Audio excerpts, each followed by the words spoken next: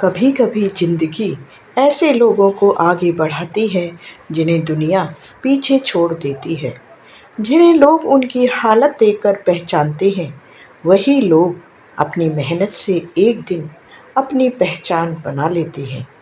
ये कहानी है एक ऐसे बच्चे की जिसके हाथ में किताब नहीं बल्कि झाड़ू थी, लेकिन उसकी आंखों में एक ऐसा सपना था जिसे पूरा करने का जुनून बड़े बड़ों में नहीं होता है। कहानी बहुत ही प्रेरणादायक है, तो अंत तक जरूर देखिएगा। मुंबई के एक पॉश इलाके में सिल्वर ओ ग्लोबल एकेडमी नाम का एक बहुत बड़ा इंटरनेशनल स्कूल था। सुबह होते ही स्कूल के बाहर महंगी गाड़ियों की लाइन लग जाती थी।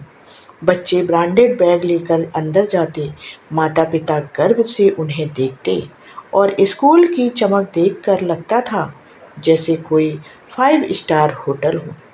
लेकिन इसी चमक दमक के पीछे एक छोटा सा बच्चा रोज सबसे पहले स्कूल पहुंचता था और उसका नाम था आरव।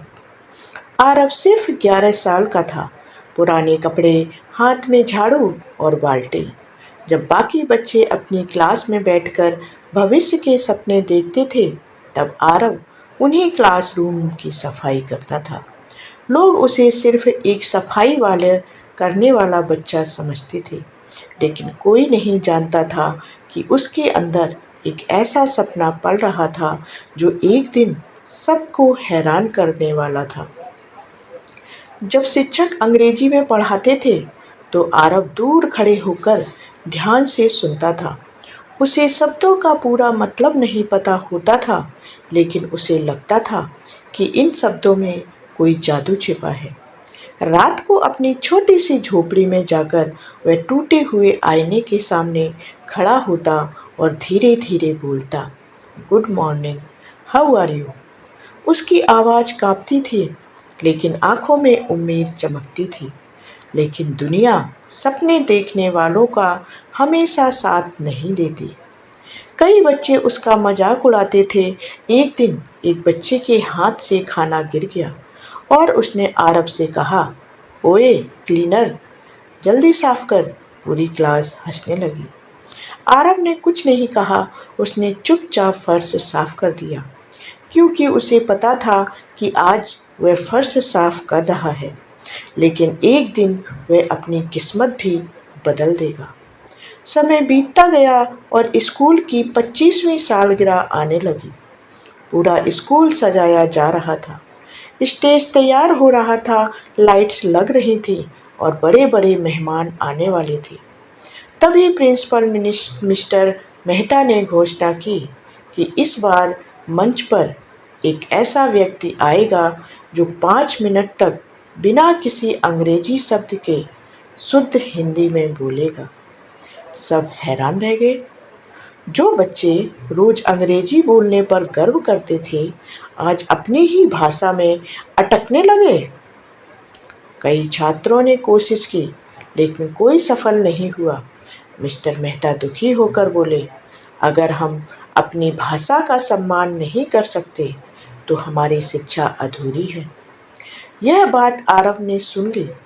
जिंदगी में पहली बार उसने डर को पीछे छोड़ा और प्रिंसिपल के कमरे में जाकर कहा, सर, अगर मौका मिले तो मैं कोशिश कर सकता हूँ।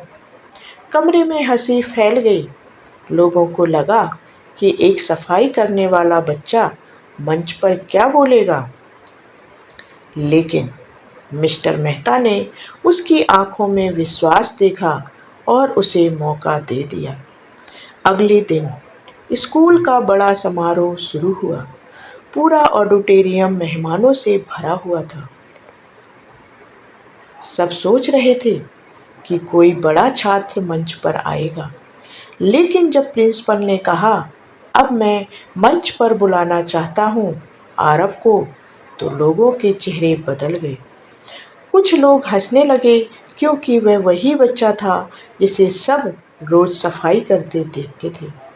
आरव धीरे धीरे मंच पर पहुंचा। हजारों नजरें उसे देख रही थी। उसके हाथ कांप रहे थे। उसने आंखें बंद की और उसे अपना टूटा हुआ आईना याद आया। जहां उसने खुद से वादा किया था कि एक दिन वह जरूर बोलेगा। फिर उसने माइक उठाया और कहा, नमस्कार। पूरा हॉल शांत हो गया। आरव ने कहा, मैं आज यहाँ जीतने नहीं आया हूँ, मैं आज यहाँ अपने सपने को आवाज देने आया हूँ। उसने कहा, क्या हाथों पर लगी धूल सपनों को भी छोटा कर देती है? यह सुनते ही हर कोई खामोश हो गया।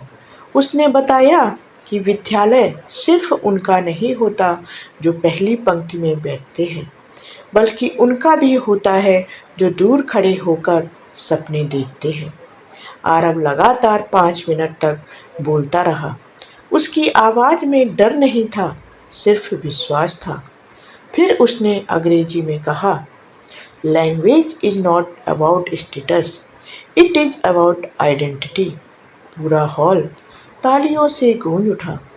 जिस बच्चे को लोग कमजोर समझ रहे थे, उसने सबको अपनी सोच बदलने पर मजबूर कर दिया। मिस्टर मेहता मंच पर आए और बोले, आज से आरव सिर्फ इस स्कूल का हेल्पर नहीं, बल्कि इस स्कूल का विद्यार्थी है। उसकी पढ़ाई की पूरी जिम्मेदारी अब से स्कूल उठाएगा।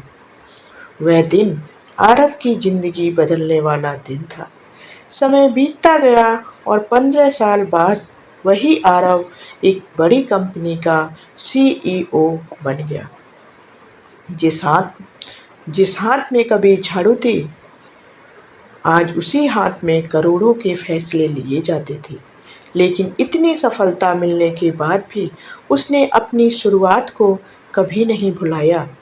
जब वह उसी स्कूल में वापस आया तो वही कॉरिडोर था जहां कभी लोग उसे नज़रअंदाज करते थे, लेकिन आज वही लोग उसके लिए तालियां बजा रहे थे। आरव ने मंच पर खड़े होकर कहा, मेरी पहचान मेरा पद नहीं, मेरी पहचान यह है कि मैंने अपनी शुरुआत को कभी नहीं भुलाया।